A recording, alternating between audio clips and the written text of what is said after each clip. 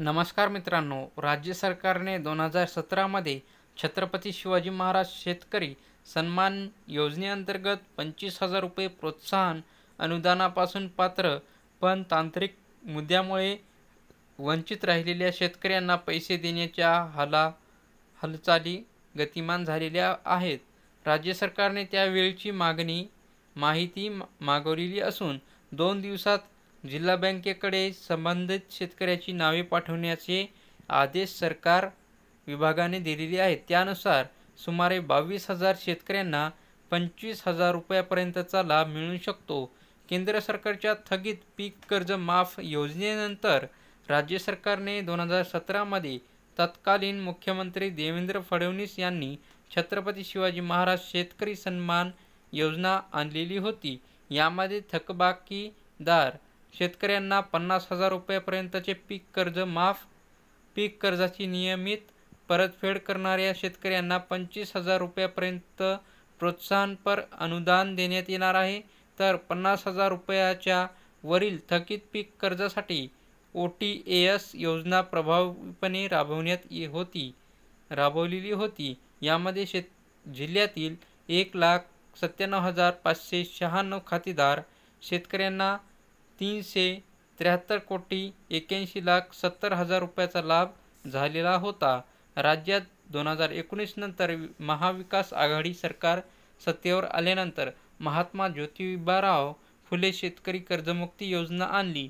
यामध्ये 2 लाखापर्यंतचे थकीत कर्ज माफ व पीक कर्जाची नियमित परतफेड करणाऱ्या शेतकऱ्यांना 50,000 रुपयापर्यंत अनुदान देण्यात आलेले आहे.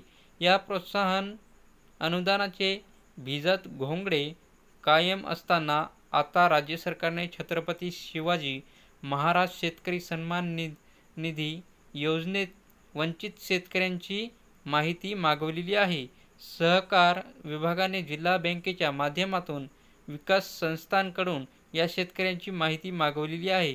सोमवार दिनांक 22 तारखेला पर्यंत ही माहिती सरकार विभागाला देण्याचे नियोजन बँकेचे असून त्यादृष्टीने सूचनाही संबंधितांना देण्यात आलेल्या आहेत. विधानसभा आचारसंहितापूर्वी या वंचित शेतकऱ्यांना लाभ देता येईल का याची चाचणी करून निर्णय होण्याची शक्यता आहे. तर छत्रपती शिवाजी महाराज शेतकरी सन्मान योजना 2017 मधील कर्जमाफीचे खातेदार हे 20,282 होते. रक्कम होती 71.18 कोटी आणि प्रोत्साहन खातेदार 1,76,036 आणि रक्कम आहे 286.19 कोटी. OTAS पात्र खातेदार यामध्ये 1,278 तर रक्कम आहे 16.43 कोटी.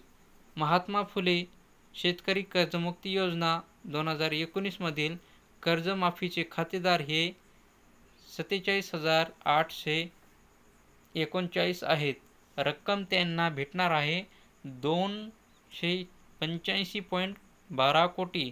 प्रोत्साहनपर खातेदार आहेत 1,77,789 तर रक्कम त्याला भेटणार आहे 646.36 कोटी रुपये भेटणार आहेत. तर ही माहिती तुम्हाला चांगली वाटली असेल तर आमच्या चॅनलला सबस्क्राईब करा. धन्यवाद.